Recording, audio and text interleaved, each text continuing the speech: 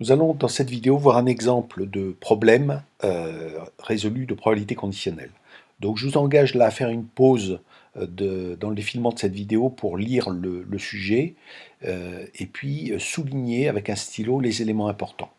Alors les éléments importants, c'est le contrôle d'un sac. D'un sac. Ce contrôle refuse 95% des sacs avec défaut et accepte 98% des sacs sans défaut. Et autre information, 2% des sacs de la production présentent un défaut, donc sous-entendu, 98% n'en présentent pas. Donc vous avez un premier niveau d'arbre, puisqu'on va réaliser un arbre pour traiter ce problème. Premier niveau d'arbre, c'est 2% ont un défaut, donc 98% n'en ont pas. P2D, probabilité d'avoir un défaut, P2D bar, probabilité de ne pas avoir de défaut.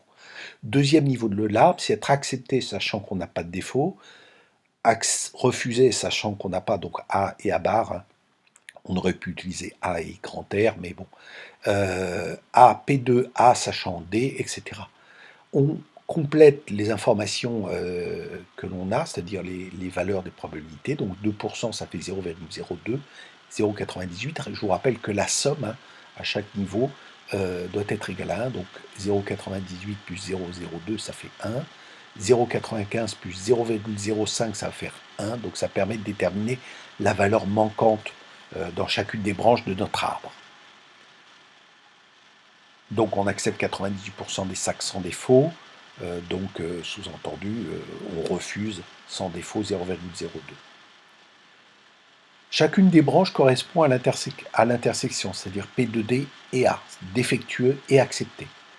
Pareil pour les autres branches, donc on les complète. Alors déjà, là, on répond à un certain nombre de questions, les premières questions d'un exercice, donner les valeurs de P2D, les valeurs de P2D bar, etc. Il suffit juste de les encadrer. Les questions qui vont suivre seront aussi du type calculer la valeur de P2D intera. Par exemple, donc pour calculer la valeur de P2D intera, c'est-à-dire défectueux et accepté, on a la formule qui s'est affichée parce qu'on l'a remplie automatiquement, enfin facilement à partir de l'arbre, puisqu'on a multiplié les deux niveaux de branche. P2D bar intera, ça nous donne P2D bar fois P2A sachant des bars, on fait la multiplication, de 0,98 par 0,98, on obtient le résultat.